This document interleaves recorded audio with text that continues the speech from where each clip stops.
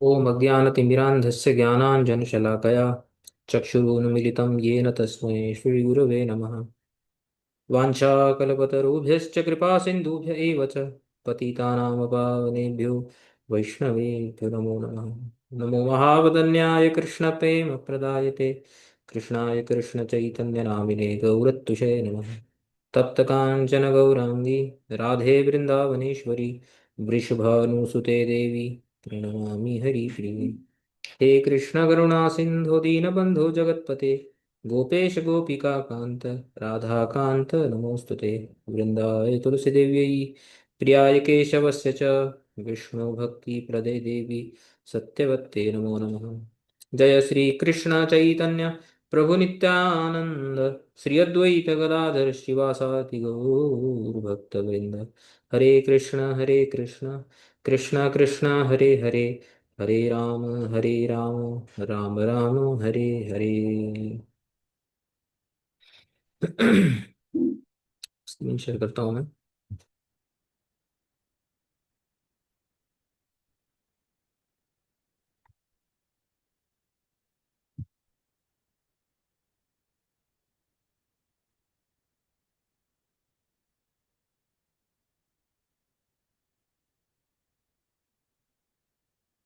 ठीक है, दिखाई दे रही है।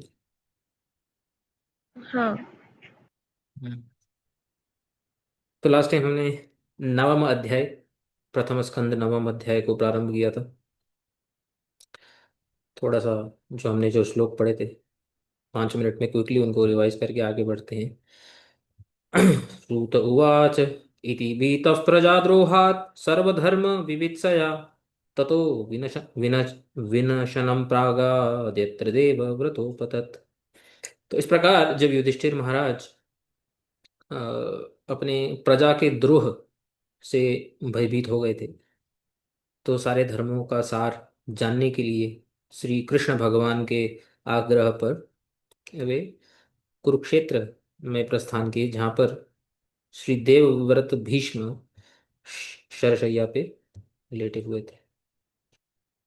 तदा ते भ्रातरः सर्वे सदश्वै सर्वण स्वर्णभूषितै अवगच्छन् रथैर्विप्रा व्यासधौम्यादयस्तथा।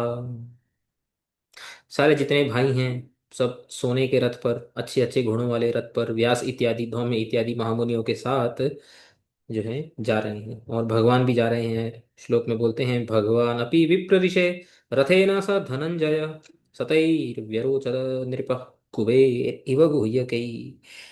भगवान भी श्री अर्जुन के रथ पे विराजमान होकर पीछे पीछे जा रहे हैं श्री युधिष्ठिर महाराज के। और वैसा लग रहा है कि कुबेर अपने अ, अनुयायियों के सहित, अनुचरों के सहित शोभा पा रहे हैं।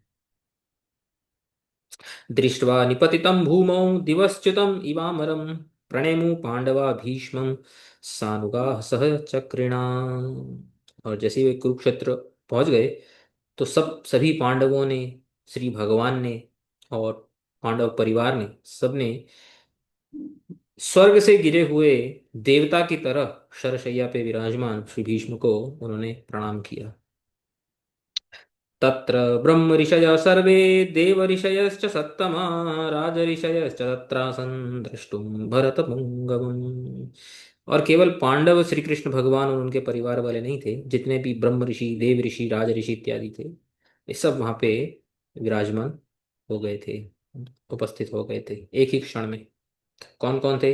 पर्वतो नारदो धौम्यो भगवान बादरायण बृहदश्वो भरद्वाज स शिष्यो रेणुकासुत वसिष्ठ इंद्र प्रमदस्त्रितो गृत्सम समोसितः कक्षीवान् गौतमोत्रीश्च कौशिकोऽथ सुदर्शनः अन्ये च मुनयो ब्रह्मन् ब्रह्मरातादयो मलाः शिष्यैरुपेत आजग्मु कश्यपांगीरसादय इत्यादि हमने देखे थे। जितने भी महामुनि ऋषिगण, देवर्षि, श्री नारद इत्यादि सब वहां पे पहुंच गए थे। तान समेतान महाभागान उपलभ्य वसुत्तमा पूजयामास धर्मज्ञो देश काल विभागवित्। वसु उत्तम श्री भीष्म ने उन सभी महाजनों को उपस्थित हुए देख उनकी धर्मज्ञ भीष्म ने उनकी पूजा की। किस प्रकार पूजा की?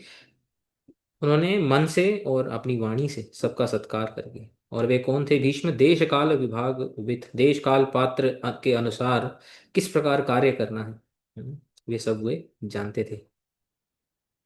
कृष्णं च तत्प्रभावज्ञ आसीनं जगदीश्वरं हृदि स्तं पूजयामास मायायोपात विग्रहम्। भगवान के प्रभाव को जानने वाले जब उन्होंने श्री कृष्ण जो जगदीश्वर हैं और उनके हृदय में स्थित जो भगवान आज जब सामने प्रकट हो गए अपनी माया के, अपनी कृपा के द्वारा, उपात विग्रहम, उपात यानी नजदीक में जो अवस्थित हुए, जो उपस्थित हुए, ऐसे विग्रह, ऐसे श्री भगवान के दिव्य शरीर को देख करके उन्होंने श्री भगवान की भी पूजा की, श्री भगवान को भी नमन किया। और माया उपात विग्रह का और एक भी अर्थ हमने देखा था कि जिसमें श्री विश्वनाथ चक्रवर्ती ठाकुर ने बताया था कि अपनी माया के द्वारा जिन्होंने उपात यानी ग्रहण किया, क्या ग्रहण किया? विग्रह। विग्रह यानी, किसी को याद है विग्रह का अर्थ क्या है? तर्क विवाद अर्जुन के साथ। अर्जुन नहीं, किसके साथ? इसके पहले किसके साथ हुआ था? सॉरी, युधिष्ठिर के साथ। युधिष्ठिर के साथ। और जो लास्ट जो वर्ष हमने पिछली बार पढ़ा था, पांडुपुत्रानुपासीनान प्रश्रय प्रेम संगतान अभ्याचष्टानुरागाश्रैरंदिभूतेन चक्षुषा। इस प्रकार पांडुपुत्र जो कि प्रश्रय और प्रेम से युक्त थे, यानी दीन भाव और स्निग्ध भाव भीष्म के प्रति, वो जब उपासित, जब वो सामने बैठे श्री भीष्म के, तो अंधीभूतेन चक्षुषा यानी कि रोते रोते श्री भीष्म ने भी अपने अश्रु सहित उनके लिए स्नेह को प्रकट किया। और इसके द्वारा द्रोण आदि का भी भाव ऐसा ही है, इसी को जताते हुए, इसी को सजेस्ट करते हुए बड़े अनुराग के सहित उन्होंने बोलना शुरू किया। अभ्याचष्ट, अभ्याचष्ट का अर्थ बता रहे हैं कि अभ्यभाषत, अभ्यभाषत यानी उन्होंने बोलना शुरू किया। तो ये हमने पिछली बार पढ़ा था। अब आगे जाते हैं श्लोक नंबर 12 पे। तो यहाँ से भीष्म उवाच लिखा नहीं है, लेकिन क्योंकि इस श्लोक में अभ्यभाषत, अभ्याचष्ट ये शब्द आया है, तो फिर भी हमें समझना होगा कि अगले श्लोक से, श्लोक नंबर 12 से जो भी बोला जा रहा है वो भीष्म के द्वारा बोला जा रहा है। अहो कष्टम अहो न्यायम यद्यूयम धर्मनंदना जीवितुम नार्हतः क्लिष्टम विप्रधर्माच्युताश्रया। क्या बोलते हैं यहाँ पे? हे धर्मनंदना, विप्र धर्म अच्युत आश्रया यूयम क्लिष्टम जीवितुम न अर्हत यद एतद अहो कष्टम अहो अन्यायम। इसको समझेंगे, टीका से समझते हैं। अभिभाषणम आह, अभिभाषणम आह का अर्थ बताते हैं कि श्री भीष्म देव अभी बोलना प्रारंभ कर रहे हैं। अहो इति एकादश भी, एकादश, एकादश यानी 11 श्लोकों में, 11 श्लोक हमने पढ़ लिए। और 12वें से लेकर के 22वें श्लोक तक के जो 11 श्लोक हैं, इनमें श्री भीष्मदेव पांडवों को उपदेश देंगे। बोलते हैं हे धर्मनंदना, धर्मनंदन यानी धर्म के पुत्र हो तुम। ये बोलने का अभिप्राय क्या है कि आप युधिष्ठिर इत्यादि जो हैं, क्योंकि वे धर्म के पुत्र हैं, तो आपसे कभी अधर्म हो ही नहीं सकता है। इसलिए हे पांडवा, हे इत्यादि, युधिष्ठिर इत्यादि ऐसा नाम न प्रयोग करके हे धर्मनंदना, ये स्पेसिफिकली इन्होंने ये नाम का प्रयोग किया है पांडवों के लिए। यानी कि हे पांडवों, क्लिष्टम यथा भवति एवं जीवितुम न अर्हत यूयम। क्लिष्टम यथा भवति, क्लिष्टम का अर्थ होता है क्लेश, के जिस प्रकार से क्लेश हो आपके जीवन में, ऐसा आप जीवित रहने के योग्य नहीं है। यानी कि आपके जीवन में क्लेश का कोई स्थान नहीं होना चाहिए। लेकिन फिर भी हम देखते हैं कि पांडवों के जीवन में बहुत क्लेश है। इसलिए यहाँ पे भीष्म बताते हैं कि क्लिष्टम यथा भवति, जिस प्रकार मतलब आपके जीवन में ये जो क्लेश देखा जा रहा है, ऐसे एक्चुअली आप डिजर्व नहीं करते। अर्हत यानी आप एक्चुअली इसके, इस क्लेश के योग्य नहीं हो आप। भगवान के भक्त हो, आगे सब बताएंगे, धर्म इत्यादि के आप धर्म के आश्रय आप हमेशा रहते हो, तो क्लेश आपके जीवन में डिजर्व नहीं करता है। यूयम आप लोगों के इति, इति यद, इति यद का अर्थ नीचे बताएंगे। एतद अहो कष्टम जुगुप्सितम। तो दो, इसके बहुत सारे अर्थ हैं। एक अर्थ ये है कि आपके जीवन में ये जो इतना क्लेश देखा गया है, इतना कष्ट देखा गया है, ये बहुत ही कष्टम यानी बहुत ही दुखदायक है। जुगुप्सितम ये निंदनीय है। एटलीस्ट आप लोगों के जीवन में तो इतना क्लेश नहीं होना चाहिए। अहो अन्यायम च एतत्, ये बहुत अन्याय है। ये सही नहीं है आपके जीवन के लिए। यतो, क्यों आपके आपके जीवन में क्लेश और अन्याय इत्यादि क्यों ये देखने के लिए कष्टदायक है, निंदनीय है आपके जीवन में, ऐसा नहीं होना चाहिए था। क्यों, उसका कारण बताते हैं। यूयम आप लोग जो हैं, विप्रा धर्म अच्युत आश्रय। विप्र यानी ब्राह्मण, मुनि ऋषि मुनिजन, धर्म और अच्युत यानी श्री भगवान के हमेशा से आश्रय में रहते हैं ये शाम। ऐसे पांडव जो हमेशा से विप्र धर्म, ब्राह्मण धर्म और अच्युत भगवान श्री कृष्ण के हमेशा आश्रय में रहते हैं, ऐसे पांडवों के जीवन में इतना दुख जो हुआ है, ये सही नहीं, ऐसा बोल रहे हैं। तो इसका अन्वय पढ़ेंगे तो समझ में आएगा भी। हे धर्मनंदना, हे पांडवा, विप्र धर्म अच्युत आश्रया यूयम, आप लोग जो विप्र ब्राह्मण धर्म और भगवान श्री कृष्ण के हमेशा से आश्रित में रहते हैं, आश्रय में रहते हैं, क्लिष्टम जीवितुम न अर्हतः, आपके जीवन में क्लेश योग्य नहीं है, आप लोगों के लिए युक्ति नहीं है ये। यद एतद, ये जो है, ये बहुत कष्ट की बात है और बहुत अन्याय की बात है। समझ में आ गया ये अर्थ? हाँ। हाँ। एक सेकंड। हम्म। तो ये भावार्थ दीपिका में हमने पढ़ा।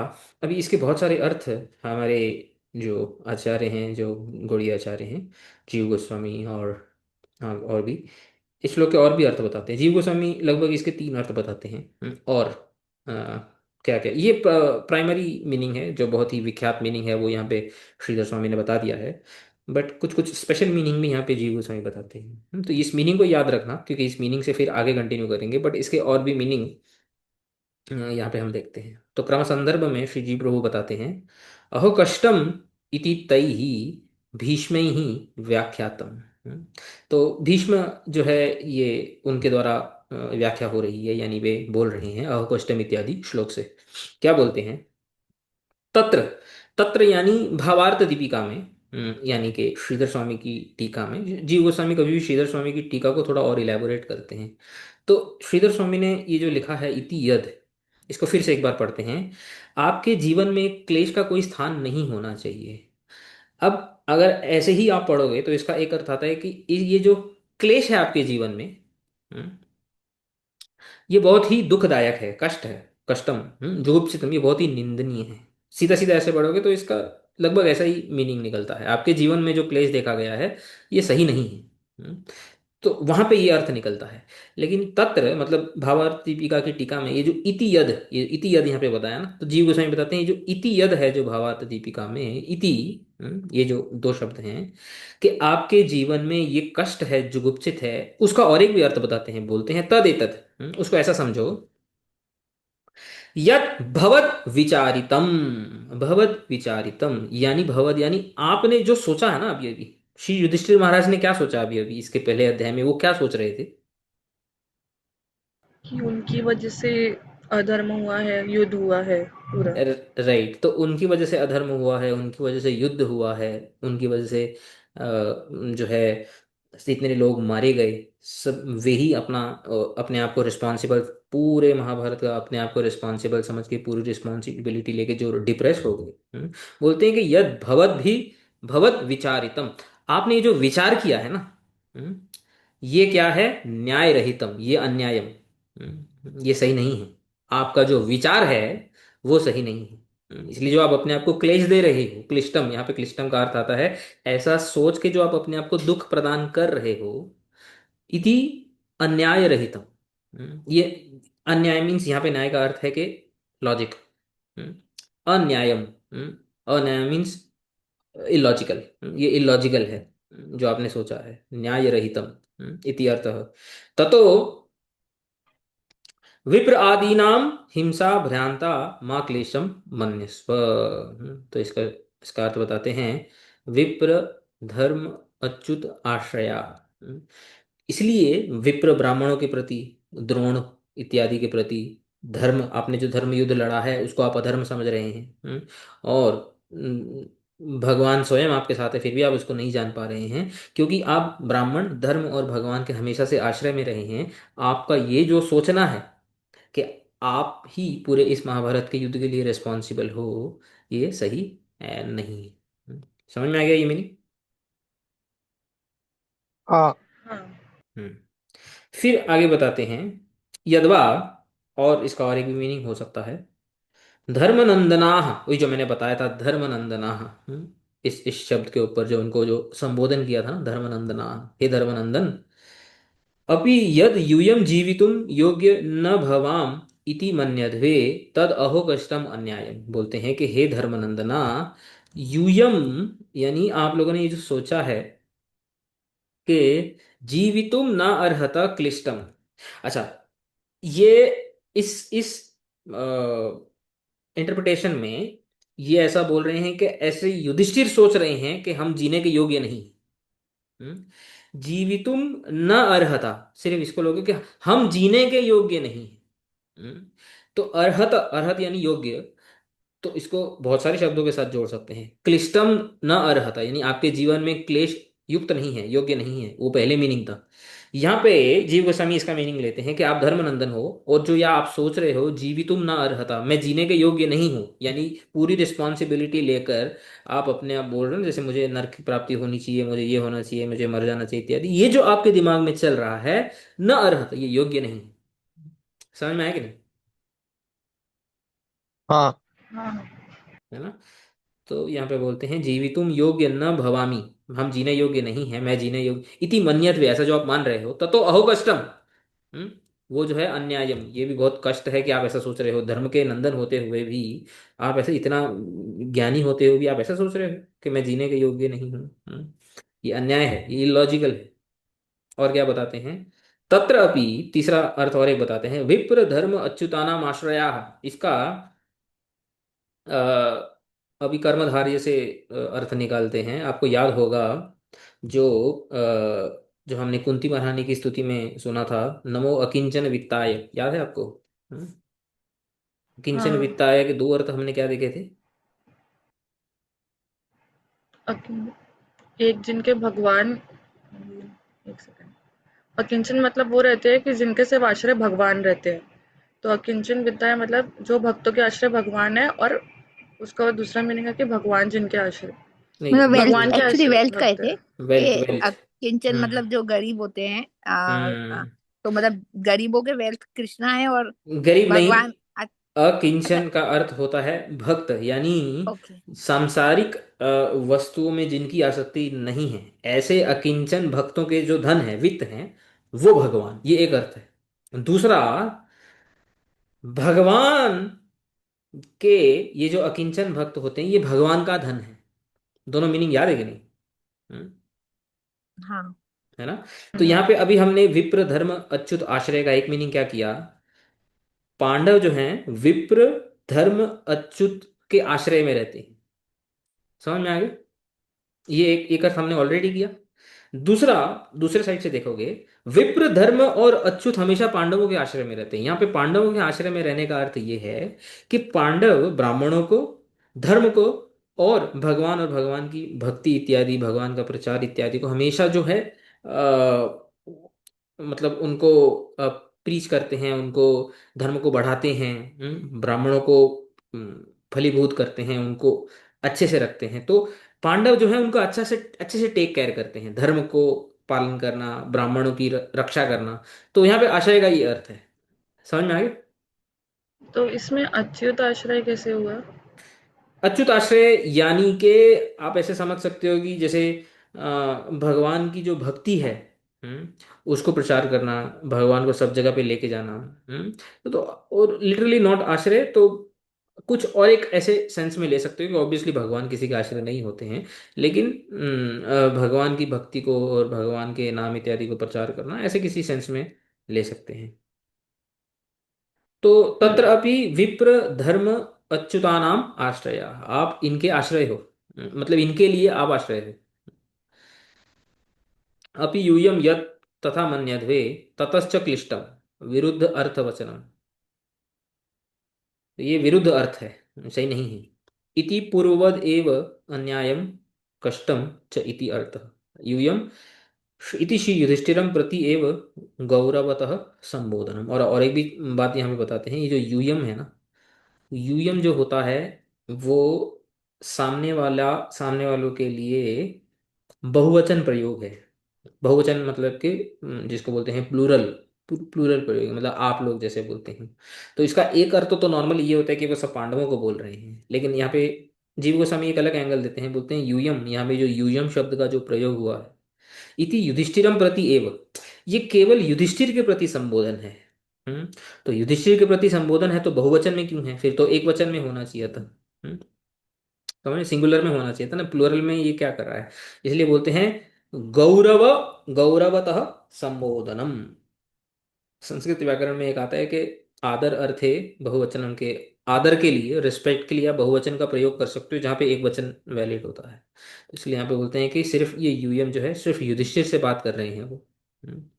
और क्योंकि उनको रिस्पेक्ट दे रहे हैं युधिष्ठिर को, इसलिए उन्होंने बहुवचन का प्रयोग किया। फिर आगे बोलते हैं श्री। ये जो तीन मीनिंग्स ये थी और ये फर्स्ट थी, एक बार ब्रीफली मतलब जो बेसिक डिफरेंस है वो एक बार बता देंगे। डिफरेंस ऐसी एक्चुअली कुछ कुछ वर्ड्स में ही है। देखो यहाँ पे जो फर्स्ट मीनिंग क्या था कि आपके जीवन में ये जो क्लेश देखा गया है, आप लोगों ने इतना क्लेश जो सहा है अपने जीवन में, पांडवों के जीवन में, ये एक्चुअली ना आ रहा था, ये आप इस क्लेश के योग्य कभी नहीं थे। ये क्लेश आपके जीवन में नहीं होना चाहिए था। क्लिष्टम, ये बहुत दुखदायक है आपके जीवन में, ये कष्टम है और ये अन्यायम है, ये सही नहीं है। क्योंकि आप हमेशा से विप्र धर्म और अच्युत भगवान के आश्रय में रहते थे, ये था। दूसरे मीनिंग में वे जीव गोस्वामी बताते हैं कि यद, ये यद, अहो कष्टम अहो अन्यायम, यद यूयम धर्म नंदन। यद मतलब जो, अब जो को लेकर के, ये जो है उसको लेकर के और एक मीनिंग देते हैं कि आपने जो विचार किया है ना, कि पूरा जो महाभारत जो है मेरी वजह से हुआ है, पूरा युद्ध मेरी वजह से हुआ है, मैं लालची था, मैं राज्य का लालची था, मैंने, मेरी वजह से सारे मारे गए, बंधु बांधव गुरु पुत्र इत्यादि जितने भी थे, ये जो आपका विचार है, ये कष्टम अन्यायम, ये आपका विचार ही दुखदायक है। हम्म, ये सही लॉजिकल सोच नहीं है आपकी। और और उसके दूसरे जीव गोस्वामी दूसरे में धर्मनंदना को भी लेते हैं इसमें, वो बोलते हैं कि हे धर्म नंदन, आप धर्म के नंदन हो, ऐसी अधर्म वाली बातें क्यों कर रहे हो। जीवितुम ना अर्हता क्लिष्टम, कि मैं, मेरा जो है जीवितुम ना अर्हता, मैं जीने योग्य नहीं, मैं राज्य के लायक नहीं हूँ, जीने के लायक नहीं हूँ, ऐसा जो आप विचार कर रहे हैं ये क्लिष्टम है। ये सही नहीं है। हम्म, और तीसरा अर्थ वही बता रहे हैं कि आप भी उनके आश्रित में रहते हैं, वे भी आपके आश्रित में ही रहते हैं। जैसे भगवान भी, आप ऐसे सोच रहे हो कि भगवान भक्तों के आश्रित में रहते हैं ना, तो माधुर्य के एंगल से भी आप सोच सकते हो कि भगवान किस प्रकार पांडवों के आश्रय में ही रहते हैं, जैसे उनके दूत बनते हैं, उनके सारथी बनते हैं इत्यादि, है ना। तो अच्युत भी आपके आश्रय में रहते हैं, तो भक्ति के पॉइंट ऑफ व्यू से भी इसका मीनिंग ले सकते हैं। तो विप्र, धर्म, अच्युत, वे आपके आश्रय में रहते हैं, तो आप ऐसे कैसे सोच सकते हो कि आपने उनके प्रति विरोध किया है। तो जीव गोस्वामी ने जो तीनों अर्थ दिए वो श्री युधिष्ठिर महाराज की जो वो सोच रहे थे कि पूरा जो है मेरी वजह से ऐसा हुआ है, उसके ऊपर वो तीन अर्थ दिए। जो श्रीधर स्वामी ने जो ये अर्थ दिया है वो दिया है कि आपके जीवन में ये जो क्लेश देखा गया है, ये जो कष्ट देखा गया है, ये कष्ट है, कष्टम है, ये अन्यायम है। आपको अपने जीवन में इतना दुख एक्चुअली देखना नहीं चाहिए था। ये जो पूरी थीम है ना, इनके बीच में जो बात हो रही है, ये इसी के ऊपर है कि भक्तों के जीवन में कष्ट क्यों आता है। ये बहुत बड़ा क्वेश्चन है। बहुत आप देखोगे कि बहुत सारे हरि कथा में, लेक्चर्स में ना, ये इसके ऊपर डिस्कशन किया जाता है कि भक्तों के जीवन में कष्ट कैसे आता है, जब भक्त, और वो भी पांडव जैसे भक्त इतने महान भक्त हैं, उनके जीवन में इतनी प्रॉब्लम्स। प्रहलाद है, उनके जीवन में इतनी प्रॉब्लम्स, ये क्यों होता है? इसका क्या लॉजिक है, ऐसे क्यों करते हैं भगवान? तो ये पूरा जो डिस्कशन है, ये इस थीम के ऊपर है, और ये बहुत ही वंडरफुल डिस्कशन आगे हो जाएंगे। तो बढ़े आगे। जी। हाँ। तो श्री विश्वनाथ चक्रवर्ती ठाकुर यहाँ पे बोलते हैं, क्लिष्टम यथा स्यात् तथा जीवित तथा यूयम जीवितुम न अर्हता। वही बोलते हैं कि आप क्लेश में, जो आपके जीवन में जो क्लेश आया है, ये जो है ना अर्हता, ये योग्य नहीं, आप लोगों के ये लिए दुख योग्य नहीं। आप लोग इतने दुख के भागी नहीं होने चाहिए थे कभी भी। अन्य तथा जीवंती चेत जीवंतु इति भाव। बोलते हैं कि अन्य के जीवन में यदि दुख आता है, ऐसे दुख से अगर वो जी रहे हैं, तो उनको जीने दो। क्योंकि जो अन्य हैं, और क्यों है, क्योंकि मतलब वो सब अपने कर्मों का फल भुगत रहे हैं इत्यादि। ये सब अभी आपके डिटेल आएगा। इसलिए मैं अभी इसको ज़्यादा एक्सप्लेन नहीं कर रहा, क्योंकि फिर आचार्यों के शब्दों में ही देखेंगे। बोलते हैं और किसी के जीवन में यदि क्लस्ट आए, या और किसी के, और अपने जीवन में कोई अननेसेसरी क्लेश करके जिए, उनको जीने दो, लेकिन आप लोग अपने जीवन में क्लेश और मत पैदा करो। ये ऑलरेडी आपके जीवन में जो क्लेश आया है इतना, जो महारानी कुंती ने भी बोला था भगवान को कि आपने मुझे कहाँ कहाँ से बचाया है। राइट फ्रॉम जो दुर्योधन ने उनको विषपान किया था, फिर लाक्षागृह, फिर द्यूत क्रीड़ा, वनवास इत्यादि इतने सारे क्लेश हमारे जीवन में आए। हम्म, तो ऑलरेडी आपके जीवन में जो क्लेश आए हैं वो भी सही नहीं है, और आप अपने आप को ये सोच सोच के जो क्लेश दे रहे हो कि अब धर्म युद्ध होने के बाद भी, युद्ध जीतने के बाद भी ये जो सोच रहे हो कि मेरी वजह से सब कुछ हुआ है, ये भी सही नहीं है। समझ में आ गया? तो इस श्लोक का बेसिकली ये भावार्थ है, इन शॉर्ट। समझ गया। हम्म अब आगे बढ़ते हैं। 13 श्लोक। संस्थिते तीरथे पांडौ पृथा बाल प्रजा वधू युष्मत्कृते बहून् क्लेशान् प्राप्ता तोकवती मुहु। बोलते हैं, अतिरथे विराग विरागग्रगण्य। हम्म, इसमें शायद कुछ स्पेलिंग मिस्टेक हुई है। हम्म, अच्छा, वीर अग्रगण्य, सॉरी, प्रोनाउंस करने में गलती हो गई थी। वीर अग्रगण्य। वीर अग्रगण्य, वीर अग्रगण्य का अर्थ होता है महावीर। तो अतिरथी जैसे होता है ना महारथी, तो अतिरथी उनसे भी थोड़ा श्रेष्ठ होता है। तो वीर अग्रगण्य पांडव संस्थिते बाल प्रजा तोकवती वधूः पृथा युष्मत्कृते मुहुः बहून् क्लेशान् प्राप्ता। क्या बोल रहे देखो। किंच, तो पिछले श्लोक में भीष्मदेव ने बोला कि आपके जीवन में ये जो क्लेश आए हैं, ये सही नहीं है। ये ना रहता, आप इन क्लेशों को जो है डिजर्व नहीं करते। तो क्या है वो क्लेश? तो इस एग्जाम्पल देते हैं। इस श्लोक में समस्थिते का अर्थ बताते हैं मृत। यहाँ पे इस श्लोक का अर्थ बनता है, अतिरथे पांडव समस्थिते, यानी जबी पांडु, यानी आपके जो पिताजी हैं, जबी उनकी मृत्यु हो गई थी, जबी वो इस संसार से चल बसे थे, तो उस समय बाल प्रजा तोकवती वधु, इसका अर्थ बताते हैं बाल प्रजा का अर्थ बताते हैं बालाह, यानी शिशवः, शिशु। ये भी बहुवचन में है शिशवः, जो बहुत सारे बालक हैं। प्रजा यानी पुत्रा, छोटे छोटे शिशु जिनके पुत्र हैं, यस्याह सा। तो किसकी बात हो रही है यहाँ पे? कुंती। कुंती की बात हो रही है ना?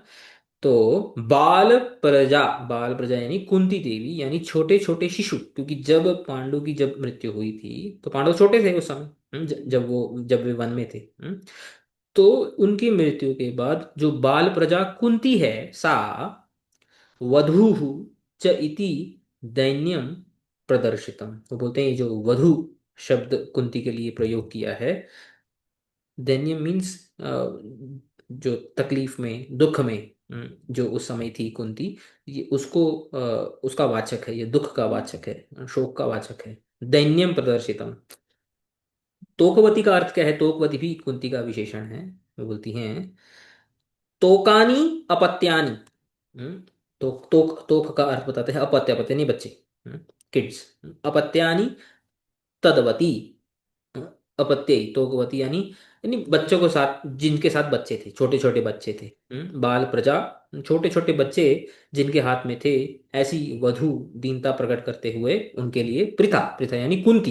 हम्म, तो अपत्य सह क्लेशान प्राप्ता इति अर्थ। अच्छा, ये जो दो शब्द हैं, बाल प्रजा और तोकवती वधु, ये दो अलग अलग कॉन्टेक्स्ट में बोल रहे हैं। तो बाल प्रजा यानी जब आप बालक थे, और तोकवती यानी जब आप जवान भी हो गए थे, यंग भी हो गए थे पांडव, उस समय भी, दोनों समय कुंती ने जो है क्लेश प्राप्त किया था। तो इसलिए ये जो दो शब्द आए हैं, बाल प्रजा और तोकवती, ये इनका अर्थ बनता है। तो अपत्य सह यानी कि बच्चों के सहित, यानी बच्चे जब बड़े हो गए थे, उनके सहित भी कुंती ने क्या किया? क्लेशान प्राप्ताः इति अर्थ है। ऑब्वियसली जब जब बच्चे थे तो पांडु चले गए थे, अब बिना पिता के।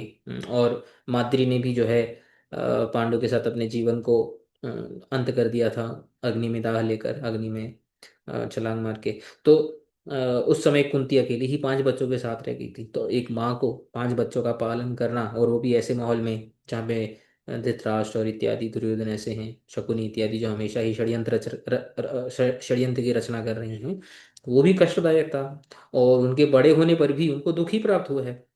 उनके साथ में कितना जो है कुंती देवी जो है, पांडवों को भी दुख मिला और साथ में कुंती देवी को दुख मिला। तो इसलिए बोल रहे हैं, जब आप बालक थे तब भी, और जब आप बड़े हो गए, युवक हो गए, तब भी कुंती को साथ में आपके दुख ही प्राप्त हुआ है, ऐसा बोल रहे हैं।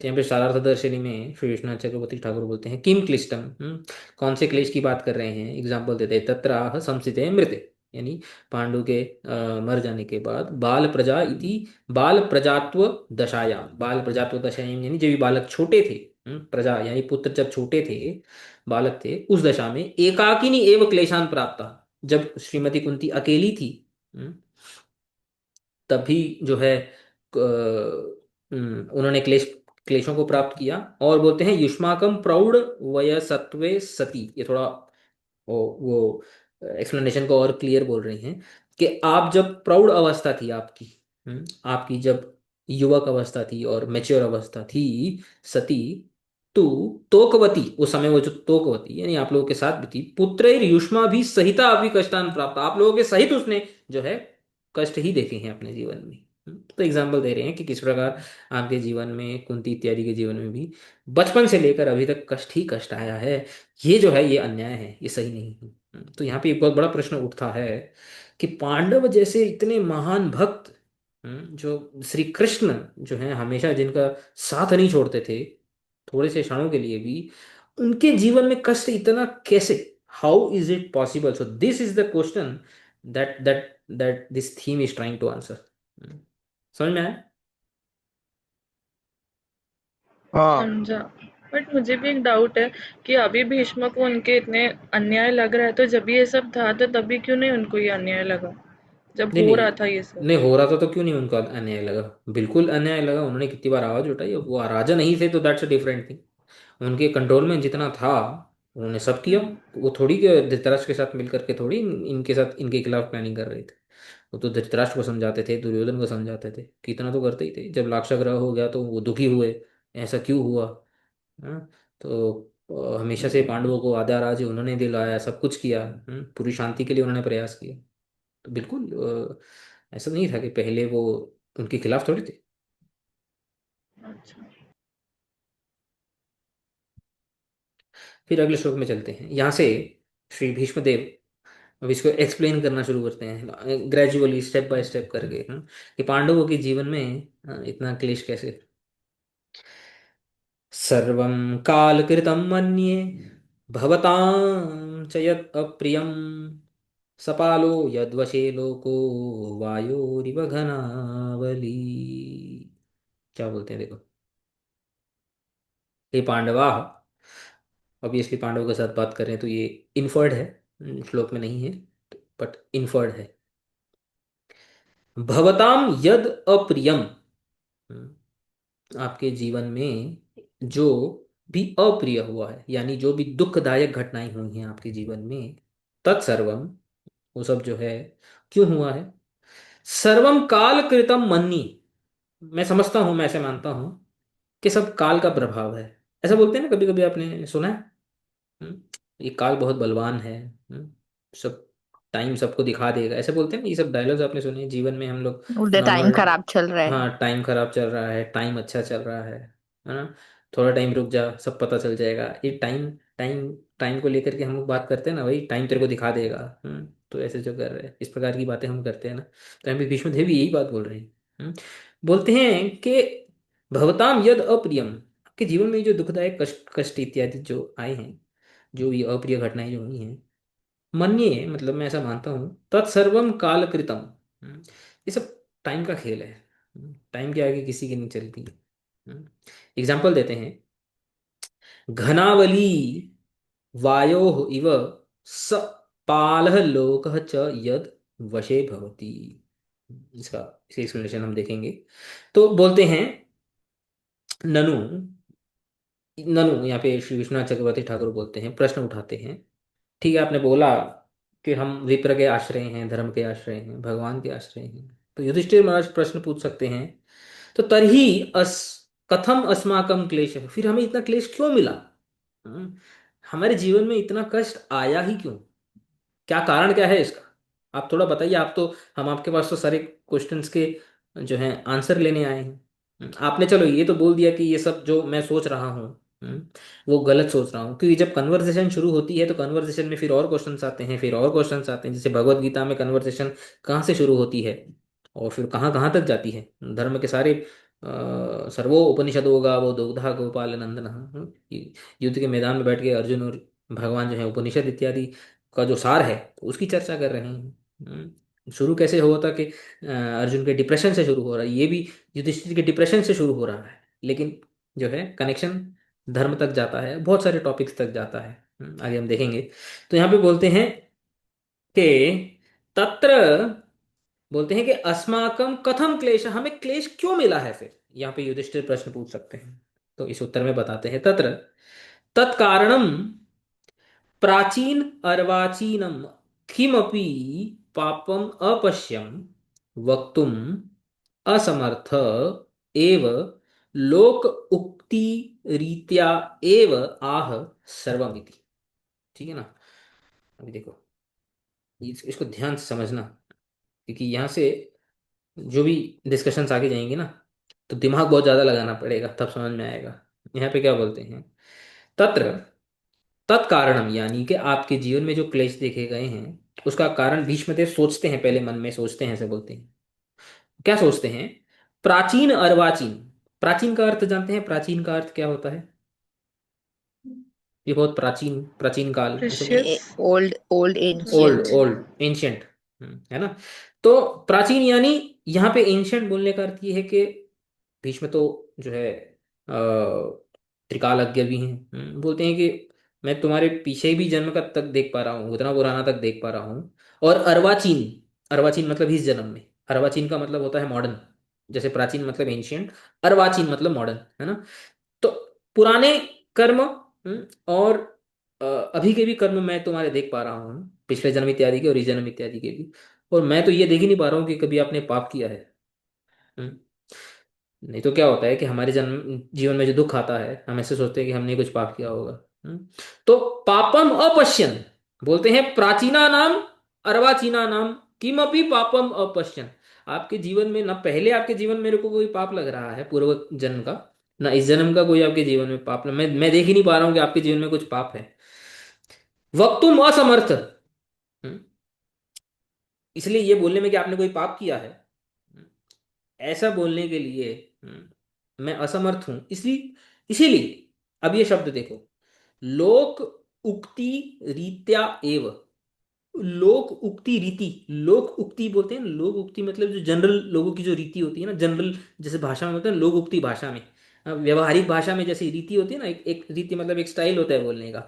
तो लोक उक्ति रीत्या एव, उस रीति में वे आंसर दे रहे हैं सर्वमिति, यानी सर्वम काल कृतम मन्य, ये सब काल का खेल है, ये सब टाइम का खेल है। ऐसा है, बोल रहे हैं। तो फिर आगे बोलते हैं, फिर युधिष्ठिर और प्रश्न पूछ सकते हैं। अब युधिष्ठिर भी ज्ञानी हैं, वे भी कोई छोटे बच्चे नहीं हैं, वे भी शास्त्रज्ञ हैं। तो वे बोलते हैं, ननु, फिर ये पूछें, कालो ही प्रारब्ध सुख दुख भोगयोर एव अधिकरणम। वो क्या बोलते हैं, देखो, काल क्या है। आप बोल रहे हैं कि काल जो है वो क्या बोलते हैं, वही उसका कारण है। लेकिन काल क्या होता है, व्हाट इज टाइम? टाइम कोई कॉन्शियस एंटिटी नहीं है कि टाइम हमें दुख देगा। टाइम जस्ट पास होता है। टाइम जो है कॉन्शियस नहीं है। हमने पांच तत्व पढ़े थे, उसमें से टाइम जो होता है, कर्म जो होते हैं, ये कॉन्शियस नहीं होते। आत्मा कॉन्शियस है, परमात्मा कॉन्शियस है, लेकिन काल, कर्म, है ना, और प्रकृति, ये अनकॉन्शियस है। तो ये अनकॉन्शियस टाइम कैसे कारण हो सकता है? वो बोलते हैं काल जनरली क्या होता है, प्रारब्ध सुख दुख भोगयोर एव अधिकरण। जो प्रारब्ध हमारे जो होते हैं, जो हमने पहले किया गया होता है, ऑब्वियसली उन्होंने ऊपर बोला कि प्राचीन अर्वाचीन, है ना। तो यहाँ पे युधिष्ठिर बोल सकते हैं कि कितने जन्म हमारे हो चुके हैं।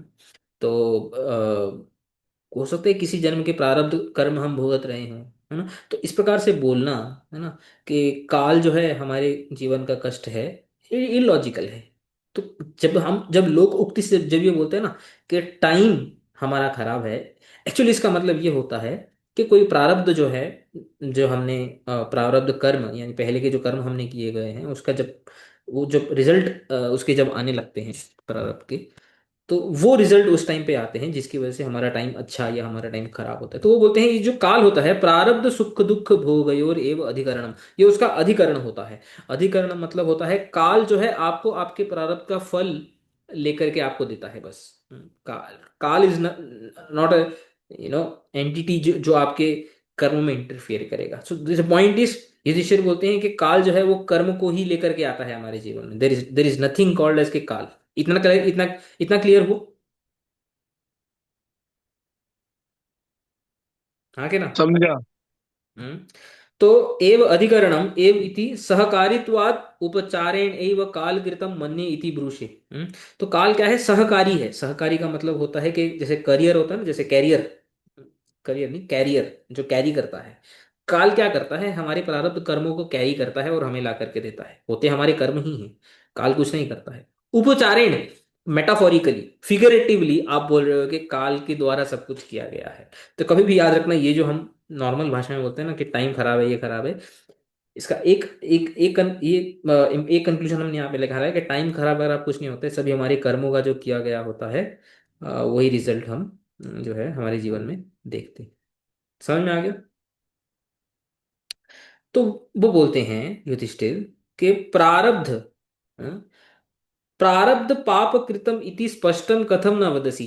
आप सीधा सीधा क्यों नहीं बोलते कि ये जो पाप, पहले के जो पाप इत्यादि हमने किए गए हैं, प्रारब्ध। अच्छा, क्योंकि ये क्वेश्चन आ रहा है तो ये समझना कि पहले जो प्राचीन अर्वाचीन बोला था, यानी कि इस जन्म में पुराने और इस जन्म में नए, और इस जन्म में पुराने और इस जन्म के नए। तो पिछले जन्म में नहीं जाते, क्योंकि यहाँ पे युधिष्ठिर फिर ये प्रश्न उठा सकते हैं कि पिछले जन्म के कोई कर्म होंगे ना, क्योंकि ऐसा प्रश्न उठा रहे हैं। तो प्राचीन मतलब इसी जन्म में ना आपने कभी पहले कोई पाप किया है ना अभी कोई पाप किया है। तो यहाँ पे युधिष्ठिर ये प्रश्न उठा सकते हैं, आप काल क्या बोल रहे हैं? आप सीधा बोलोगे हमारा कोई प्रारब्ध कर्म होगा, प्रारब्ध पाप होगा पिछले कोई जन्म का, जो अभी फलीभूत हो गया है। और ऐसा स्पष्ट क्यों नहीं बोलते, ऐसा क्लियरली क्यों नहीं बोलते? आप ये मेटाफोरिकल लैंग्वेज क्यों यूज कर रहे हो? लोक उक्ति की जो लैंग्वेज होती है उसको क्यों यूज कर रहे हो कि काल के द्वारा किया गया है? और डायरेक्ट क्यों नहीं बोल रहे आप? समझ में आया? प्रारब्ध पाप कृतम इति स्पष्टम कथम न वदसी। ये समझ में आया क्वेश्चन? समझा। इति अत आह भवताम च इति। उसके उत्तर में बोलते हैं, युधिष्ठिरो ही साक्षात धर्म अवतार। युधिष्ठिर कौन है? साक्षात धर्म अवतार है ना, धर्मराज के अवतार है। इति प्रसिद्ध एव, ये तो बहुत ही प्रसिद्ध है, ये तो बहुत ही फेमस है, सब जानते हैं। धर्मस्य अपि प्रारब्धम पापम अस्ति इति चेन मंतव्यम तर्हि कथम धर्मस्य अधर्मत्वम। अगर हम ये भी मानेंगे कि धर्म का भी अगर प्रारब्ध कोई पाप होता है, तो फिर उसको धर्म कैसे बोल सकते हैं? इसलिए तरी कथम धर्म से अधर्म, धर्म में अधर्म कैसे आ सकता है? How is it possible?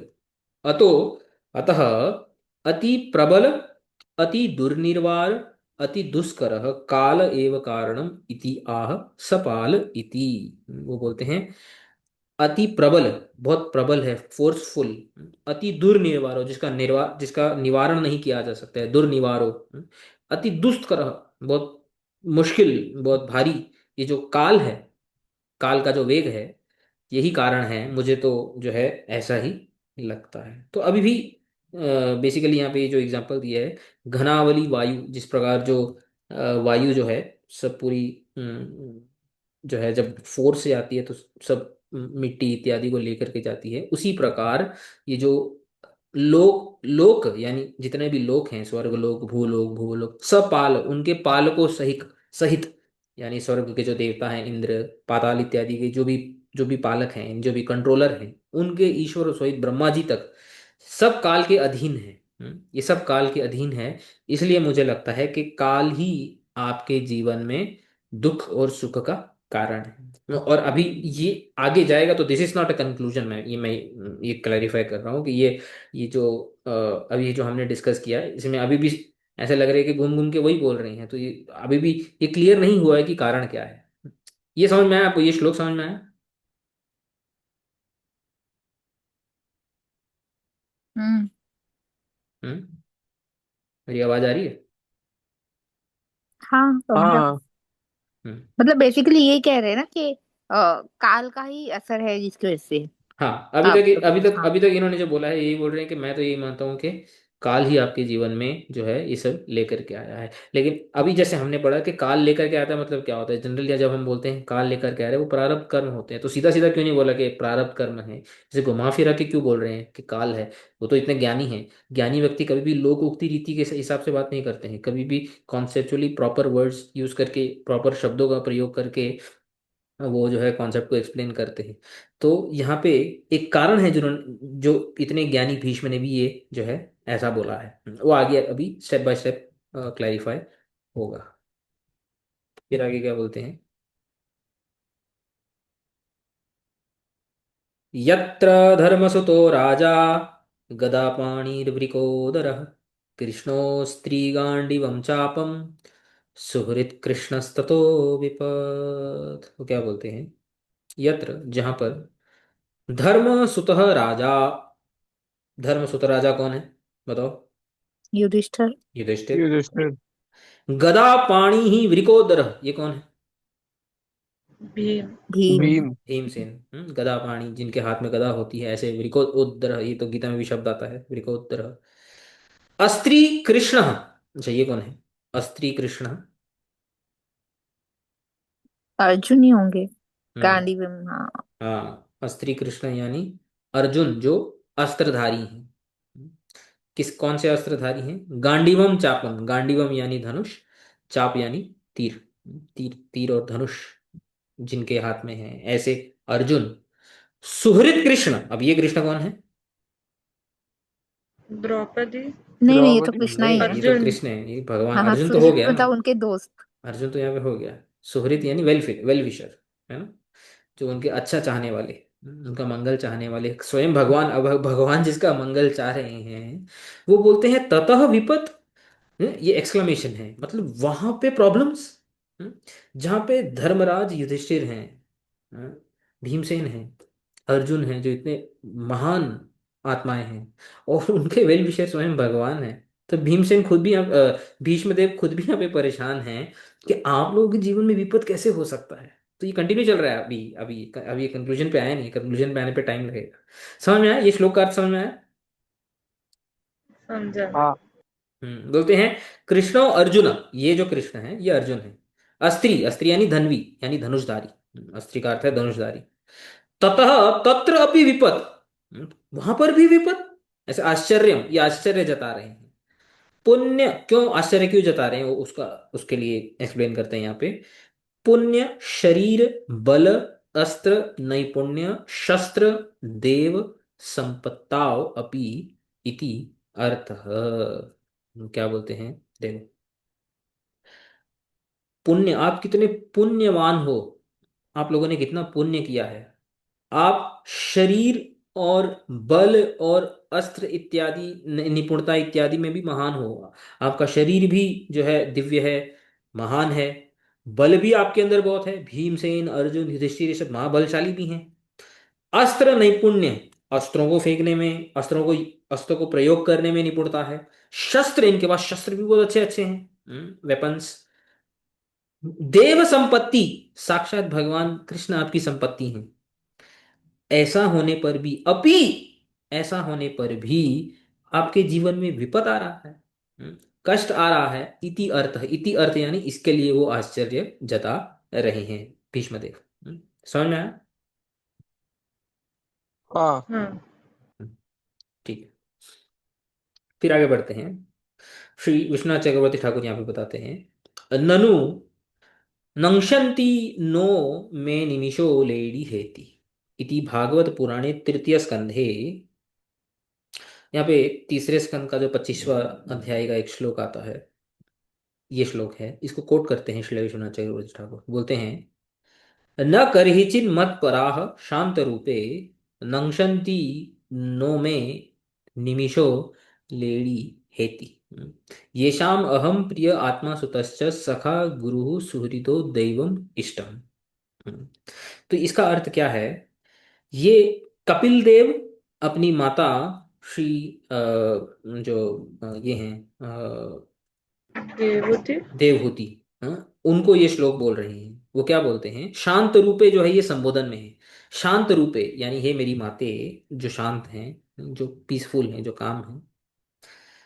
न करहिचित, कदापि, मत परई ही। मत परई का अर्थ क्या होता है कि मेरे जो भक्त हैं, यानी जो मेरे जो आश्रित जो भक्त होते हैं, उनके जीवन में कभी भी ये नहीं होता है। ये जो दूसरी लाइन में लिखा होता है ना, ये नहीं होता है।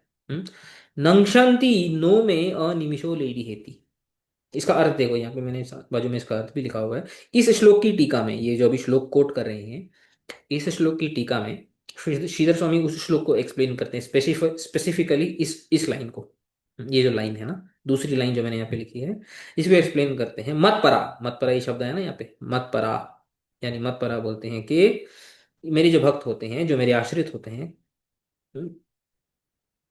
करहिचित, करहिचित का अर्थ बताते हैं कदाचित, कभी भी, कभी भी, अपि न नंक्षन्ति।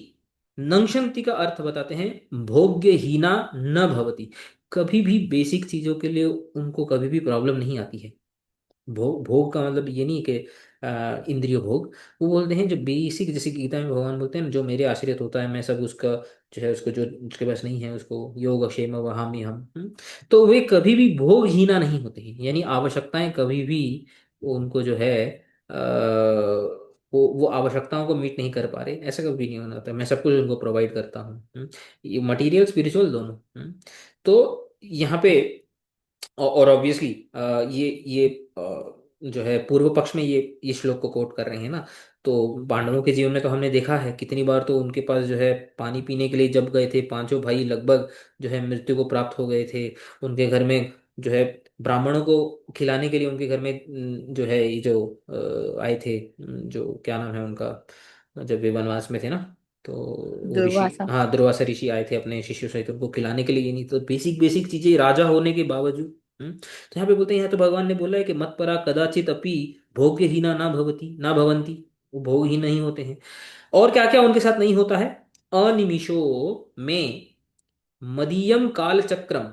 अनिमिष, यहाँ पे जो अनिमिष जो शब्द आता है ना, अनिमिष, ये जो अनिमिष शब्द है, अनिमिष यानी काल। जो निमेष का अर्थ होता है ना, जो आंखें बंद करना है, जो कभी भी रुकता नहीं है, यानी काल। ये जो काल चक्र है मेरा, हेति का अर्थ होता है मेरा काल रूपी अस्त्र। ये जो हेति शब्द लिखा है ना यहाँ पे, हेति, हाँ? ये जो मेरा जो काल रूपी जो अस्त्र है, ये काल रूपी मेरा जो काल चक्र रूपी ये जो अस्त्र है, नो लेढ़ी, यहाँ पे नो लेढ़ी लिखा हुआ ना, तो नो लेढ़ी इसका अर्थ बताते हैं, तान न ग्रसती। तान मतलब उन्हें, उन्हें मतलब किन्हें? मत परा, जो मेरे भक्त होते हैं उनको ग्रास नहीं करता है, यानी उनको नष्ट नहीं करता है काल। इस श्लोक में भगवान बोलते हैं कि मेरे भक्तों को मेरा जो काल है वो कभी भी ग्रास मतलब नष्ट नहीं करता है। अच्छा, पिछले श्लोक में क्या बोला था भीष्मदेव ने? के काल ये के असर काल के की कारण। वजह से। आपके जीवन में जो भी कष्ट आ रहे हैं वो किसकी वजह से है? काल की वजह से, काल। है ना। यहाँ पे इसलिए विश्वनाथ चक्रवर्ती ठाकुर ने ये श्लोक को कोट किया है कि यहाँ पे तो भागवतम में बोला है, कि भक्तों के जीवन में कभी भी जो है काल का प्रभाव नहीं होता है। ये सब हम जानते हैं, हमने हरिकथा में कितनी बार सुना हुआ है ना, शास्त्रों में पढ़ा हुआ है हमने। तो इस श्लोक के आधार पर वे क्या बोलते हैं। अच्छा, इस श्लोक में लास्ट की भी दो लाइन इंटरेस्टिंग है। ये शाम जिनके लिए मैं अहम प्रिय हूँ, उनकी आत्मा हूँ, उनका सुत हूँ, जिनका पुत्र हूँ, जिनका सखा हूँ, जिनका गुरु हूँ, जिनका सुहृद हूँ, जिनका जिनके लिए भगवान हूँ और जिनके लिए इष्ट देव हूँ। हाँ, जिनके लिए प्रिय हूँ, यानी इष्ट मतलब कि एक प्रिय भी होता है, स्निग्ध इत्यादि ऐसे भी होता है। तो कितने सारे रिलेशन तो पांडवों के साथ भी है भगवान के। तो जिनका भगवान के साथ स्पेशली ये सब रिलेशंस होते हैं, लगभग सारे के सारे पांडवों के साथ रिलेशन है। ऐसे जो मत पराह, जानिए जो मेरे आश्रित जो भक्त होते हैं, हे माता श्री, ऐसे भक्तों के लिए कभी भी किसी चीज की कमी नहीं होती है। और कभी भी मेरा जो काल रूपी जो अस्त्र है वो उनको ग्रास नहीं करता है। अब ये श्लोक का अर्थ समझ में आ गया? समझा। हम्म। तो सम, वो बोलते हैं इति कपिल देव उक्ते है। ये जो कपिल देव की जो उक्ति है, कपिल भगवान की ये जो श्लोक है, कृष्णे दास्य सख्य वात्सल्यवतः पांडवान, श्री कृष्ण के प्रति, ये जो यहाँ पे बताया ना, ये मैं जिनका देव हूँ, यानी मेरे जो दास हैं, मेरे जो सखा हैं, मेरे जो सुत हैं, मतलब मैं जिनका सुत हूँ, है ना, कुंती देवी का हम देखते हैं कि वात्सल्य भाव है। ऐसा भाव होने पर भी पांडवान कथम कालो अतिक्रमेत, काल ने कैसे उनको अतिक्रमण कर दिया, यहाँ पे तो बताया है ना। न लेडी मतलब उनका ग्रास नहीं करता है, उनको कभी अतिक्रमण नहीं करता है। तो ये शास्त्र में ये श्लोक जब भगवान ने स्वयं अपने मुखारविंद से अपनी माता श्री को बोला है, तो आप ऐसे कैसे बोल सकते हो हम्म, कि काल का प्रभाव है हमारे जीवन में? इस प्रकार का आप तर्क कैसे दे सकते हो? तर्क समझ में आया कि नहीं? समझा। समझा। तो बोलते हैं इति, इस पूरे पूर्व पक्ष को ध्यान में रखते हुए, अभी तक हमने जो डिस्कस किया टीका में, ये पूर्व पक्ष था, क्रॉस क्वेश्चनिंग। इति अतः, अति विस्मयान्वित युक्त, विस्मयान मतलब विस्मय से युक्त होकर, यानी कि वंडर जैसे जिसको बोलते हैं ना, हैरान होना होना, हैरानी सहित, कारणम विना एव कर्म उत्पत्ति रूपम, विभावना अलंकारम भावयन आह यत्र इति। अब देखो, पिछले श्लोक में भीष्म ने क्या बोला था कि आपके दुखों का कारण क्या है? काल। काल। काल। यदि दुखों का कारण काल, अगर ये कॉन्सेप्ट राइट होता था, तो वापस से ये श्लोक बोलना, उसका कोई सेंस बनता था क्या? अभी इस श्लोक में क्या बोल रहे हैं, जहां पर अर्जुन है, हम्म, जहां पर भीमसेन है, जहां पर युधिष्ठिर स्वयं है, और जहां पे उनके वेलविशर सुहृद जो श्री कृष्ण है, वहां पे दुख ये एक बार अगर आपने किसी कॉन्सेप्ट को जो है सिद्ध कर दिया, कंक्लूसिवली बोल दिया अगर, तो आप उसके बाद उसी कॉन्सेप्ट के ऊपर हैरानी को जतन करोगे, हैरानी जताओगे क्या? आप ऐसा करोगे क्या, बताओ? नहीं। इसका नहीं। मतलब इसीलिए पिछले श्लोक में बोला था कि पिछले श्लोक में जो भीष्मदेव ने फर्स्ट जो उन्होंने अपना जो जो क्या बोलते हैं ओपिनियन दिया, वो लोक उक्ति से था, है ना। तो जैसे ही लोक उक्ति जब हम करते हैं ना, यार काल बड़ा खराब है यार, तुरंत उसके बाद क्या करते हैं, उसका कारण भी ढूंढने लगते हैं कि शायद ऐसा क्यों हुआ होगा। पहले बोलते हैं काल खराब था, फिर उसके बाद उसका कारण भी ढूंढते हैं, है ना, कि उसका क्या कारण हो सकता है जो ऐसा हमारे साथ हुआ। समझ में आया कि नहीं समझ में आया? समझा। है ना। तो इसलिए बोलते हैं यहाँ पे अभी वो भीष्मदेव खुद भी सेटिस्फाई नहीं है, वो बोल के इसलिए खुद सेटिस्फाई नहीं है क्योंकि उन्होंने लोक उक्ति रीति उससे बोला, उन्होंने कोई कंक्लूजन नहीं दिया पिछले श्लोक में। इसलिए मैंने बोला कि ये अभी ये जो डिस्कशन है ये आगे चलेगा। तो यहाँ पे बोलते हैं कारणम विना एव कर्म उत्पत्ति रूपम। ये यहाँ पे ये जो हैरान हो रहे हैं ना, ये हैरान इसलिए हो रहे हैं कि आप भगवान के इतने बड़े भक्त हो और आपके जीवन में दुख आने का कारण ही नहीं है, क्योंकि जो श्लोक उन्होंने कोट किया, अनांशंति नो में निमिषो लेडी हेती, इस श्लोक के आधार पर आपके जीवन में दुख आने का कोई कारण ही नहीं है, कोई रीजन की नहीं है। इसलिए कारणम विना कर्म उत्पत्ति, कारणम बिना कारण के बिना ही कुछ कर्म हो गया, कुछ इफेक्ट आ गया। हम्म, हम्म। इति कर्मोपत्ति रूपम विभावना अलंकारम भावयन। तो इस विभावना अलंकार, जो अलंकार शास्त्र होते हैं उसमें एक विभावना अलंकार होता है, यानी फिगर ऑफ स्पीच होती है। इस फिगर ऑफ स्पीच को यूज करके, यानी हैरानी जताना, वंडर एक्सप्रेस करना, इस फिगर ऑफ यूज को, फिगर ऑफ स्पीच को यूज करके वो ये जताना चाहते हैं कि it's very difficult to figure out what is the reason of all the difficulties that you have received in your life। तो यहाँ पे विभावना अलंकार का प्रयोग किया है भीष्म देव ने, हैरानी जताकर। उन्होंने, अभी हैरानी जताना मतलब मुझे नहीं पता इसलिए तो हम हैरानी जताते हैं, समझे कि नहीं, समझ रहे। है ना। तो हैरानी जताई यानी विभावना अलंकार का प्रयोग किया। विभावना अलंकार का डेफिनेशन आता है साहित्य दर्पण, एक अलंकार शास्त्र है, उसमें लिखता है विना हेतुम कार्य उत्पत्ति। ये लिखे ना, कारणम बिना कर्म उत्पत्ति, वही विना हेतु कार्य उत्पत्ति यद उच्यते तत् विभावना। विभावना किसको बोलते हैं कि बिना हेतु के, बिना कॉज के जब हम कोई इफेक्ट देते हैं, कार्य देखते हैं, तो इस ऐसी किसी सिचुएशन को एक्सप्रेस करने के लिए जो हम फिगर ऑफ स्पीच यूज करते हैं, वंडर, उसको बोलते हैं विभावना। समझ में आया कि नहीं समझ में आया अभी? समझा। समझा। हाँ। तो मैं फिर से ये दो श्लोक बताता हूँ, कि यहाँ पे पहले भीष्मदेव ने क्या बोला, सर्वम काल कृतम मन्ये भवताम यद च यद अप्रियम सपालो यद वशो वशे लोको वायोरिव घनावली। काल के अधीन जितने भी लोक और लोकपाल हैं, वे सब काल के अधीन हैं। जिस प्रकार जो है वायु जब जोर से आती है तो सब मिट्टी को उड़ा करके ले जाती है, तो काल का कोई कुछ बिगाड़ नहीं सकता है। इसलिए मैं समझता हूं कि सर्वम काल कृतम मन्ये भवताम च यद अप्रियम। तो ये सब काल का किया हुआ है, आपके जीवन में जो भी अप्रिय हुआ है, जो भी कष्ट आए हैं, ये सब काल के द्वारा है। बट ये कंक्लूसिव नहीं था, ये लोक उक्ति था।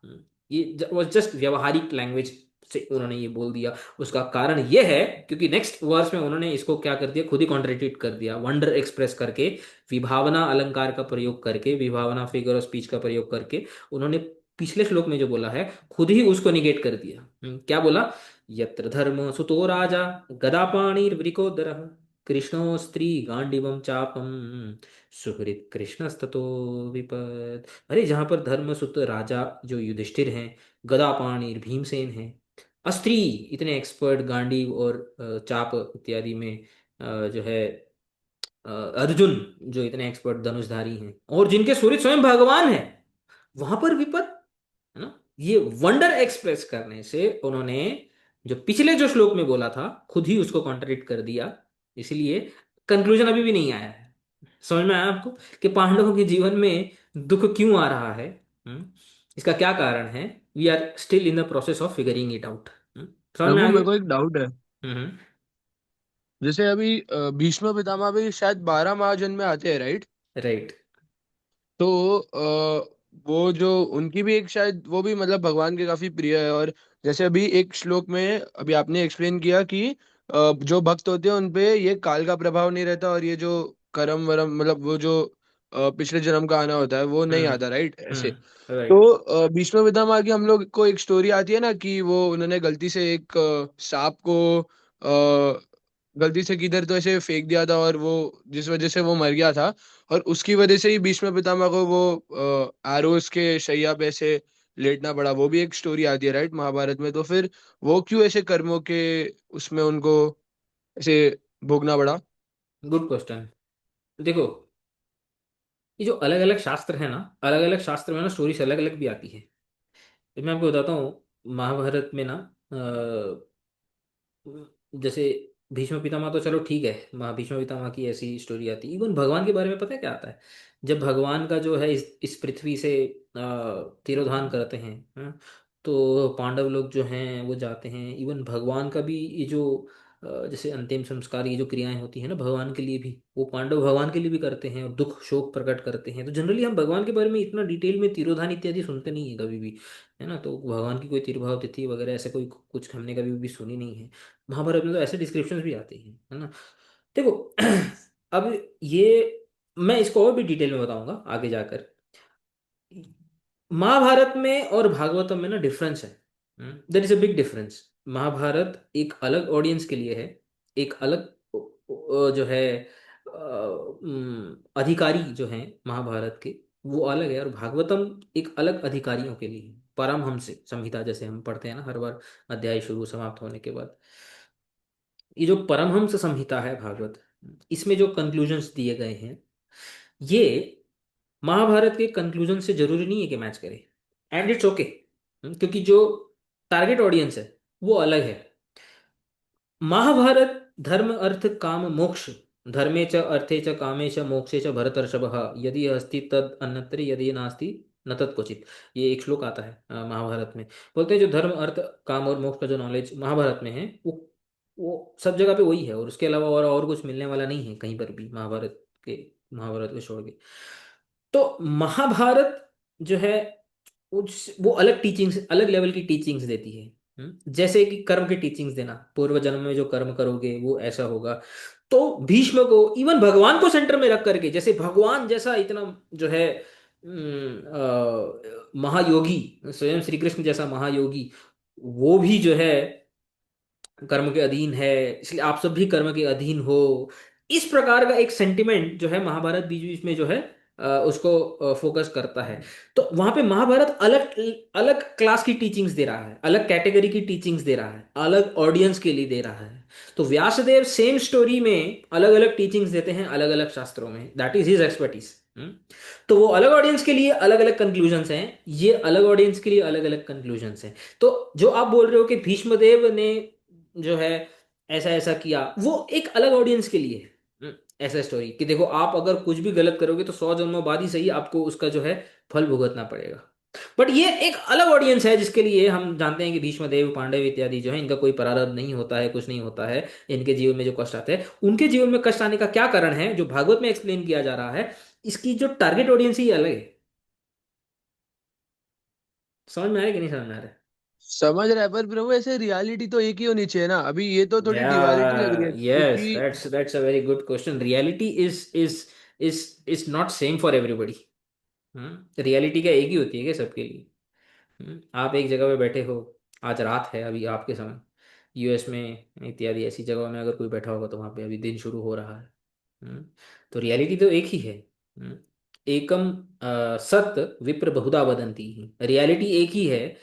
बट उस इसीलिए देखो, ये जो इतिहास पुराण इत्यादि जो स्टोरीज होते हैं ना, इन स्टोरीज के द्वारा, इसीलिए स्टोरीज सेकेंडरी होती है, उसमें से जो टीचिंग्स होती है ना वो प्राइमरी होती है। तो इन स्टोरीज के द्वारा जो टीचिंग्स हमें दी जा रही है ना, those are more important than the stories itself. तो व्यासदेव एक ही स्टोरी से अलग अलग जगह पे अलग अलग जो है टीचिंग्स देते हैं। समझ में आया? तो जो वो ऐसा समझते हैं भीष्म देव, उनका अधिकार वही है, राइट? उनका क्योंकि वो अधिकार है तो उनके लिए ऐसी टीचिंग दे रहे हैं ताकि वो गलत कर्म ना करें, एटलीस्ट ये ना करें। भीष्म देव का एग्जाम्पल देके, इवन भगवान का एग्जाम्पल देके, जैसे मैंने बोला, reality is subjective, reality is not objective. उनके लिए वो रियलिटी है उस समय के लिए, राइट? जब और अधिकारी होंगे, गुरु का आशीर्वाद होगा, है ना, भागवत इत्यादि का अधिकारी बनने का, जब कोई गुरु का साधु संग इत्यादि मिलेगा तो अधिकार बढ़ जाएगा। तो अब जो रियलिटी उनको दिखेगी वो अलग दिखेगी। समझा। रियलिटी आपके पॉइंट ऑफ व्यू से होती है, reality is subjective, reality is not objective. Sanatan Dharma में यही डिफरेंस है दूसरे धर्मों से। दूसरे धर्मों में आप जाओगे तो एक ही, मतलब टीचिंग्स है उसका एक ही मीनिंग ऑलमोस्ट निकलता है ना, बहुत कम ही है ऐसे, इतने फिलोसॉफिकल डिफरेंसेस बहुत रेयरली अभी देखे जाते हैं। इसलिए हमारे भारत में दर्शन होते हैं, सांख्य दर्शन, न्याय दर्शन, योग दर्शन, वेदांत दर्शन, मीमांसा दर्शन, वैशेषिक दर्शन, तो इत्यादि। ये जो अलग अलग दर्शन है, दर्शन यानी how different sages they perceive the reality, उन्होंने कैसे रियलिटी को परसीव किया है, अनुभव किया है। तो ये डिफरेंसेस होते हैं, सनातन धर्म की यही ब्यूटी है। It does not club everything, क्योंकि अधिकारी अलग अलग है। रिसेप्टिव जो रिसेप्टिकल्स हैं, जो रिसीवर्स हैं, उनका अधिकार अलग अलग है। इसके लिए अलग अलग जो रिसीवर्स हैं उनके लिए अलग अलग कंक्लूजन निकाले जाते हैं। आपके लिए ये सही बट है, किसी और के लिए वो सही है। कोई ये बोल के अगर प्रीच करे कि जैसे भगवान, मैंने कितनी बार मैंने भी स्टेटस देखे हैं लोगों के, आपने भी देखे होंगे, वो वहाँ पे लिखते हैं कि भगवान भी कर्मों से नहीं बच सके।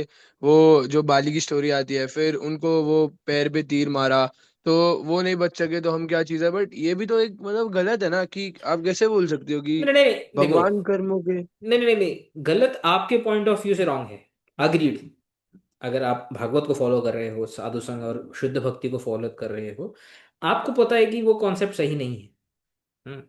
Right. That is your understanding, that is your consciousness. ये आपका दर्शन है। लेकिन किसी और का दर्शन अभी उस लेवल पे है नहीं, अगर तो उनके लिए ये कंक्लूजन भी अच्छा ही है ना। आप समझ रहे हो। आपके अब एटलीस्ट अपने जीवन में वे कर्म तो अच्छा करेंगे, इस इससे इंस्पायर होकर के, इससे प्रभावित होकर अपने जीवन में कोई गलत कार्य तो नहीं करेंगे ना। एटलीस्ट ये टीचिंग तो कम से कम फॉलो करेंगे, चाहे शुद्ध भक्ति फॉलो कर पाए नहीं कर पाए, उनका ऐसा सौभाग्य हो या नहीं हो, एटलीस्ट ये तो करेंगे। At least this is good, right. Right. Correct correct, right और बट रॉन्ग। ऐसा ऐसा ना हो ना कि वो भगवान को हमारे जैसे समझ ले, कि मनुष्य के सम्मान समझ ले, वो भी तो एक गलत है ना। नहीं, भले समझ लें। देखो, जब तक श्रेष्ठ साधु संग नहीं होता है, जब तक भाग्य उदय नहीं होता है, साधु संग का, जो हमें शुद्ध भक्ति को एक्सप्लेनेशन दे, जो हमें शुद्ध भक्ति के बारे में बताए, जब तक ऐसा सबका भाग्य उदय नहीं होता है, उनके लिए किसी भी लेवल की टीचिंग से शास्त्र को फॉलो करना, समझना, वो अच्छा ही है। थोड़े समय के लिए रॉन्ग अगर कॉन्सेप्शन है, बट कुछ कुछ चीजें अगर उसमें सही है, इट इज गुड। और व्यासदेव ने इसी की फैसिलिटी बनाई है, अलग अलग शास्त्र करके। तो लोग बोलते हैं व्यासदेव ने इतने सारे शास्त्र क्यों लिखे, अलग अलग अधिकारियों के लिए लिखे। ये कारण है, क्योंकि वे अधिकारी इन सब चीजों को समझने के लिए अभी एलिजिबल नहीं है वो, इन सब कॉन्सेप्ट्स को। That is how there conscious. इसलिए 4 लाख प्रकार के मनुष्य होते हैं ना। 4 लाख प्रकार के मनुष्य मतलब क्या होता है, it is not bodily difference, body तो सबकी एक ही होती है, ह्यूमन बॉडी जो होती है, फिजिकल बॉडी। डिफरेंस कहाँ पे, डिफरेंस कॉन्शियसनेस में है। तो व्यासदेव हम जानते लोग भी हैं। समझा। इसके हम्म। हम लोग भी इसके लिए बोलते हैं ना, चक्षुदान दिला जी, मतलब वो रियलिटी देखने के लिए डिफरेंट आंखें प्रदान की है, मतलब वैसे ही ना दर्शन जो दूसरे प्रदान करते हैं। राइट। तो उसी प्रकार से गुरु आपको दर्शन, आपको आंखें प्रदान करता है, जिससे आप रियलिटी को एक अलग एंगल से देख सको। फिर आपके लिए वो रियलिटी बन जाएगी, that is real for you. But you can not force your reality on somebody whose qualification is different. आप उसको किसी और के ऊपर अपनी रियलिटी सुपर इम्पोज नहीं कर सकते। वो जिस रियलिटी में जी रहा है, हम्म। उस समय उसका अधिकार वो है, उसकी एलिजिबिलिटी वो है, और उसके लिए वो सही है। समझा। समझ में आया? हाँ समझा समझा। हम्म। और शायद प्रभु ऐसे गीता में भी यही लिखा है ना कि भगवान कर्मों के अधीन नहीं है, वो एक श्लोक आता है जिस। हाँ हाँ, मैं वही बता रहा हूँ ना। तो अलग अलग शास्त्र में अलग अलग स्टोरी से अलग अलग लोग इंस्पायर होते हैं। समझ में आ रहा है? Yes yes. जी। और कोई डाउट इसमें? नहीं। नहीं है ना? नहीं। ठीक है ना। तो हमने आज 3 श्लोक पढ़े। एक श्लोक में वो अहो कष्टम अहो अन्यायम बोलते हैं, और 2 श्लोक में उसका कारण देते हैं। पहला कारण ये देते हैं कि काल आपके जीवन में जो कष्ट आए हैं उसका कारण है। फिर हैरान हो जाते हैं खुद ही। हैरान हो जाते हैं, इसका मतलब ये है कि उन्होंने जो काल का जो कारण दिया है उसे वो खुद ही सेटिस्फाइड नहीं है, वो लोक उक्ति से उन्होंने बोल दिया। बट अभी वो खुद भी ढूंढ रहे हैं, फिगर आउट कर रहे हैं कि क्या कारण हो सकता है। अब ये इंटरेस्टिंग जो कन्वर्सेशन है, ये आगे जाएगा, हम देखेंगे कि भक्तों के जीवन में, ऐसे महान भक्तों के जीवन में स्पेशली, हम जैसे छोटे मोटे भक्तों के जीवन में तो प्रारब्ध ही काम करता है, बट ऐसे महान भक्तों के जीवन में जो कि भगवान के इतने डियर एंड नियर है, इनके जीवन में इतना कष्ट क्यों आता है, इसको हम आगे कंटिन्यू करेंगे। तो यहाँ पे हम स्टॉप करें। ये भी एक सस्पेंस है। हाँ, सस्पेंस होना चाहिए ना। तो सस्पेंस होगा तो फिर नेक्स्ट टाइम और इंटरेस्ट जागृत होगा, है ना। हाँ। ठीक है। वाञ्छाकल्पतरुभ्यश्च कृपा सिन्धुभ्य एव च पतितानां पावनेभ्यो वैष्णवेभ्यो नमो नमः। स्टॉप करते हैं।